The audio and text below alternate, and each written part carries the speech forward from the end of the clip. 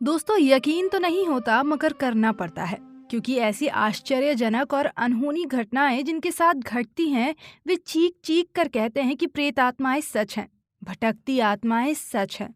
और इनके साथ ही ये भी सच है कि हमारे शास्त्रों में भटकती आत्माओं से बचने के कुछ उपाय भी सुझाए गए हैं।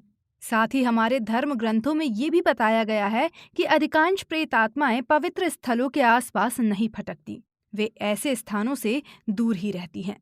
आज की हमारी कहानी एक ऐसी ही सत्य घटना पर आधारित है, जो पुलिस इंस्पेक्टर मनीष की कहानी है।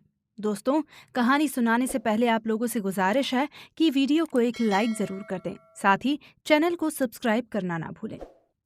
पुलिस इंस्पेक्टर मनीष बहुत ही बहादुर और निडर आदमी था। दिन हो या रात, शहर हो या जंगल, वो हर जगह और हर समय अपनी ड्यूटी पूरी ईमानदारी और हिम्मत से किया करता था। एक रात की बात है। इंस्पेक्टर मनीष की ड्यूटी शहर के बाहर एक सुनसान सड़क के नाके पर लगी हुई थी। उसके साथ 4 पुलिस वाले और भी थे।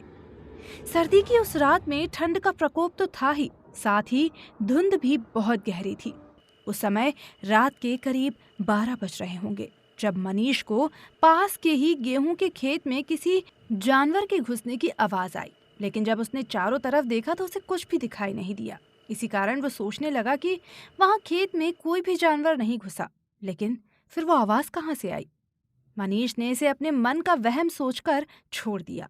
उसके बाद कई दिनों तक मनीष के साथ इस तरह की भ्रम वाली कई घटनाएं घटी। मगर एक रात फिर से उसी गेहूं के खेत में उसी समय यानी रात के लगभग 12 बजे किसी छोटे बच्चे के रोने की आवाज सुनाई दी। उस आवाज को मनीष ने अकेले ही नहीं सुना, बल्कि उसके साथ ही पुलिस वाले ने भी सुना। वो सब सोचने लगे कि इतनी रात को इतना छोटा बच्चा भला गेहूं के खेत में कहाँ से आ गया? कहीं किसी औरत के साथ कोई हादसा तो नहीं हुआ? यही सोचकर मनीष और उसकी टीम उस खेत में गए, मगर वहां कोई नहीं मिला। उन्होंने पूरा खेत छान मारा, लेकिन न कोई औरत मिली और न ही कोई बच्चा। पुलिस वालों के मन में ये बात डर पैदा करने वाली थी, और साथ ही इसके कारण वे काफी आश्चर्यचकित भी हो गए थे, क्योंकि उनके लिए ये एक अजीब घटना थी। ऐसी अजीब घटना जिसके बारे में उन्होंने सुना तो था, मगर कभी नहीं सोचा था कि ये सच भी होगी। उस दिन वो समझ गए थे कि ये जरूर उस खेत में कोई ऊपरी बला या आत्मा रहती है, और इसी कारण वे सच में ही उस नाके पर ड्यूटी करने से डरने लगे थे। इस बात को पूरा 1 महीना हो चला था, और इस पूरे 1 महीने में उन्होंने उस खेत से कई बार तरह तरह की आवाजें सुनने को मिली थी, मगर उन्होंने उस आवाज की परवाह नहीं की। वे भूल कर भी उस तरफ नहीं गए। मगर फिर एक रात तो हद ही हो गई। वह आवाज जो पहले खेत से सुनाई दिया करती थी, अब उनके बहुत करीब आकर सुनाई देने लगी। कहने लगी कि आ जाओ, तुम सब मेरे पास आ जाओ। 100 बरसों से अकेली भटक रही हूँ, तुम मेरे पास आओगे तो मेरा भी मन लग जाएगा।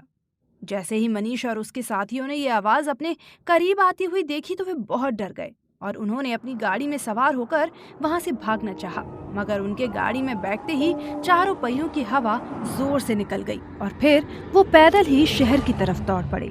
उनके इस तरह दौड़ने पर भी उस आवाज ने उनका पीछा नहीं छोड़ा। वो भी उन्हें पुकारते हुए उनके पीछे पीछे दौड़ती रही। वो दौड़ते दौड़ते कहे जा रही थी कि इस तरह भागने से कुछ नहीं होगा, भागते भागते ही तुम सबकी जान जाएगी और तुम्हारी रूह मेरे साथ भटकेगी। मगर फिर भी उन सब ने उसकी परवाह नहीं की और भागते रहे, और अचानक एक मंदिर का दरवाजा खुला देखकर मंदिर में जा घुसे।